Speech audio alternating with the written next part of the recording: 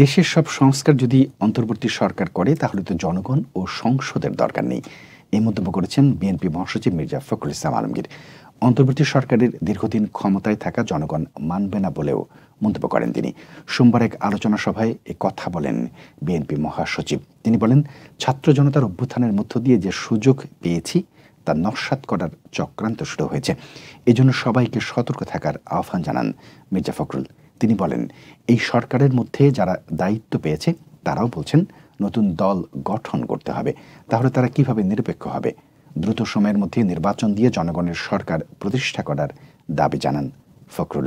অভ্যুত্থানের পরে দায়ের হওয়া মিথ্যে মামলা প্রত্যাহার ও শহীদদের ক্ষতিপূরণের দাবি জানিয়ে বিএনপির এই নেতা বলেন, ফ্যাসিস্ট রেজিমদের হয়ে যারা কাজ করেছে তাদের সে সমস্ত জায়গা থেকে অপসারণ করা হয়নি। অতি দ্রুত তাদের চিহ্নিত করে ব্যবস্থা নিতে হবে।